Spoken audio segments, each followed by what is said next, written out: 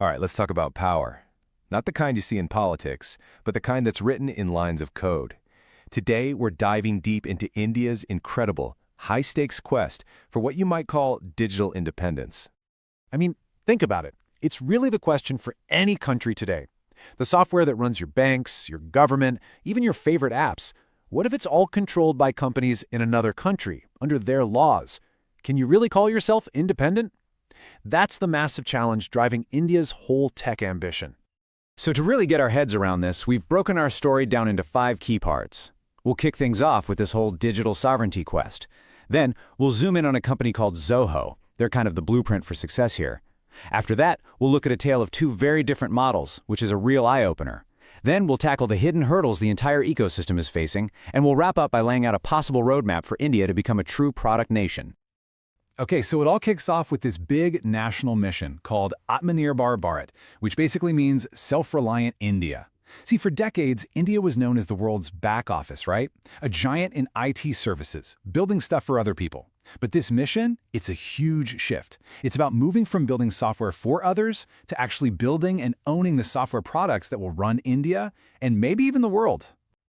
And right at the heart of this whole quest, there's one company that has really become the poster child for this new ambition, Zoho. Now, Zoho is way more than just another successful tech company. They represent a totally different way of doing things, a homegrown philosophy for building a global software powerhouse. You could say they're the hero of our story today. And don't think for a second that Zoho is some small niche player. In 2023, they blew past a massive milestone, over $1 billion in annual revenue. Now that number is so important because it proves that an Indian company can become a global software giant completely on its own terms, without having to follow that classic Silicon Valley playbook. So what exactly makes Zoho's way of doing things so unique? Well, it really boils down to 4 key ideas. First, they have total financial sovereignty. The company is privately owned, it's profitable, and get this, it has taken 0 venture capital money. This means they're not beholden to investors, which lets them practice what they call frugal innovation, basically playing the long game with R&D. All that R&D feeds into their big strategy of deep integration, where they offer this all-in-one operating system for business. And maybe the most critical piece for our story is their commitment to data sovereignty, and that's a concept we really need to dig into. So data sovereignty sounds complicated, but is pretty simple. It just means your data is governed by the laws of the country where it's physically stored.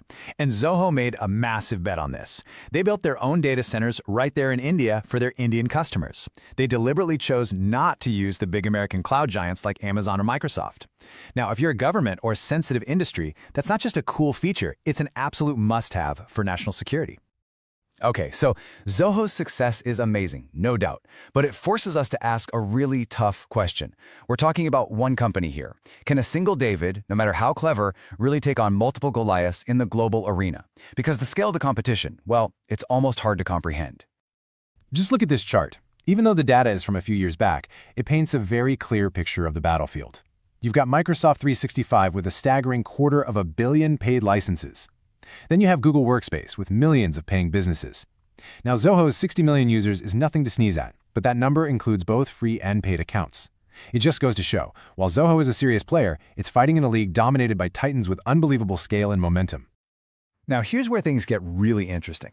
To truly understand the path forward, you can't just look at success stories. You have to learn from the failures, too. And this brings us to a perfect contrast, a tale of 2 homegrown Indian tech companies that took completely opposite paths. One is our hero's journey of slow, steady growth. The other, well, it's a cautionary tale about what happens when ambition gets ahead of reality. You couldn't find 2 more different playbooks. On one hand, you've got Zoho's way, bootstrapped and profitable. Growth is patient, it's organic, and it's funded by actual revenue from paying customers. Then you have the path taken by Koo, which was built as an Indian alternative to Twitter. Theirs was the classic VC-fueled blitzkrieg, burn through cash like there's no tomorrow just to get as many users as possible, all in the desperate hope of landing the next, even bigger round of funding. This side-by-side comparison really lays it all bare. Zoho's value is in its integrated software. Koo's main selling point was just being made in India. And all these choices, the funding, the value proposition, they lead to the most important difference of all: resilience. Zoho's model is built to withstand storms. Koo's was built on the shaky ground of constant outside investment, which made it incredibly fragile. And this number tells the whole brutal story of that fragile model. Between 2020 and 2022, Ku lost over 244 crore rupees. To put that in perspective, that's around 30 million US dollars. And in that same period, their revenue was just 21 lakh rupees. That is just an insane disconnect. That's not a business plan. It's a cash bonfire, and it was all fueled by the risky bet that more funding would always be just around the corner. And then, one day, it wasn't. So, what are the big lessons India's tech scene can take away from Ku's spectacular flameout? There are 4 really crucial ones. First, your product has to actually be good. A Made in India tag might get people in the door, but it won't make them stay. Second, sustainable economics are non-negotiable. Profitability isn't a dirty word. Third, the real sign of success isn't how many downloads you get, it's how many users stick around. It's all about retention. And finally, government support can give you a boost, but it absolutely cannot be your lifeline if your business model is broken. All right, we've covered a lot of ground with these case studies. Speaking of which, are you preparing for competitive exams? Here's your chance to test your knowledge. Take part in our quiz on this topic and see where you stand. It's a great way to revise, practice, and boost your confidence. The quiz link is available in the comment section as well as in the description below. Don't miss it. Give it a try now. Okay, so the story of Zoho versus Ku gives us a really sharp picture of what works and what doesn't for individual companies. But it begs a much bigger question. If the answers were so simple, why aren't we seeing 1,000 Zohos popping up all over India? What are the invisible walls, the systemic roadblocks that are holding the entire ecosystem back? And that brings us to the next chapter in our story, the ecosystem gauntlet. Think of it as an obstacle course that every single Indian software company has to run. We're going to break down the 4 biggest systemic hurdles they all have to clear to even have a shot at success. First up, the big one, money. There's this global funding winter happening, and it's hitting India hard. We're talking a 25% drop in tech startup funding year over year. But it's not just about less cash floating around. It's about the kind of cash. That patient, long-term capital you need for really deep, groundbreaking research in fields like AI, that's what's drying up the fastest. And it's forcing companies to think about short-term survival instead of long-term innovation. But the problem goes way deeper than just funding. You've got this strange talent paradox.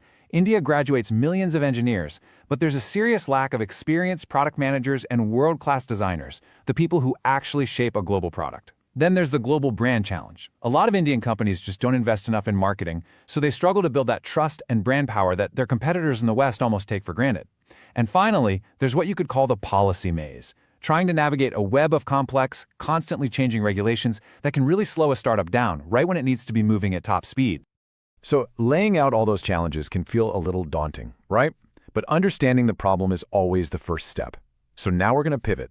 We're turning from the obstacles to the potential solutions, a strategic roadmap that's been designed to break down these barriers and systematically build India into the product nation it wants to be. This proposed roadmap is pretty smart because it tackles each of those hurdles head-on with 4 main strategies. To solve the problem of finding a first market, you mandate government procurement. Basically, the government becomes the first big, stable customer. To fix that capital conundrum, you activate a special fund dedicated to providing that patient capital for deep tech. To close the brand and expertise gap, you launch national missions that focus on high-potential areas like SaaS and open source. And finally, to fix the infrastructure gaps, you build out a network of R&D hubs and a national computing grid. And this quote, I think, really nails the true spirit of the mission. Atmanirbhar, that self-reliance. It's not about building a digital fortress and closing India off from the rest of the world. Not at all. It's about building up the technological muscle and the economic confidence to step onto the world stage as an equal, to engage from a position of real strength. And so, we end up right back where we started. India has its hero to follow, its cautionary tale to learn from, and a pretty clear-eyed view of the mountain it has to climb. The ambition is undeniable. The plan is there on paper.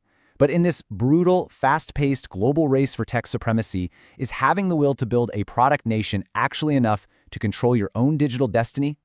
That's the billion-dollar question that will define India's future for decades to come.